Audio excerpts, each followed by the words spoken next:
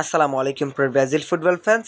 দর্শক, Copa America টুর্নামেন্টে কিন্তু ব্রাজিল ইতিমধ্যেই দুটো ম্যাচ খেলে ফেলেছে এবং দুটো ম্যাচের মধ্যে কিন্তু সেলেসাওরা একটিতে ড্র করেছে কোস্টারিকার বিপক্ষে এবং অপরটিতে কিন্তু দুর্দান্ত পারফরমেন্স করে প্যারাগুয়েকে রীতিমতো উড়িয়ে দিয়েছে।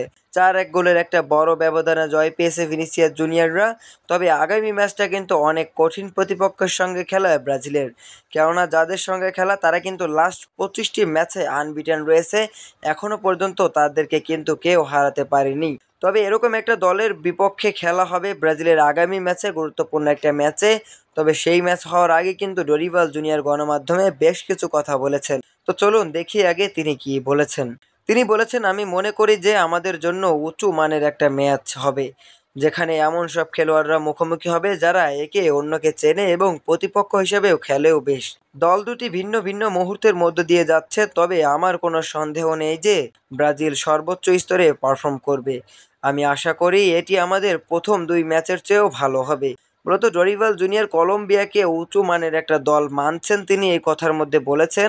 দল দুটি ভিন্ন ভিন্ন মুহূর্তের মধ্যে দিয়ে যাচ্ছে, তবে ডরিভাল জুনিয়র এটাও বলছেন তার কোনো সন্দেহ নেই যে এই ম্যাচে ব্রাজিল সর্বোচ্চ স্তরে পারফরমেন্স করবে এবং তিনি আশা করছেন কলম্বিয়ার বিপক্ষের ওই ম্যাচে কিন্তু সেলেসাওরা প্রথম দুই ম্যাচের থেকেও কিন্তু আরও বেটার পারফরমেন্স করবে, এরকমটাই মনে করছেন Brazilian master mind coach Dorival junior. তো দর্শক, ডরিভাল জুনিয়রকে নিয়ে যখন কথা চলে আসলো তখন কিন্তু আর একটা মিনিট ডরিভাল জুনিয়রকে নিয়ে কথা বলি।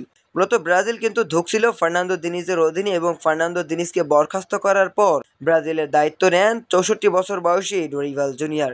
মূলত সাও পাওলোর এই কোচ ব্রাজিলের জাতীয় দলে যোগ দেওয়ার পর থেকে কিন্তু নানা রকমভাবে আসলে ব্রাজিলিয়ান ফুটবলারদের সঙ্গে মিশে কাজ করার চেষ্টা করেছেন। সেজন্য কিন্তু তিনি প্রথম ম্যাচেই সফলতা পেয়েছেন, তো আবার ইংল্যান্ডের মতো একটা দলের সঙ্গে, ইংল্যান্ডেরই ঘরের মাঠে।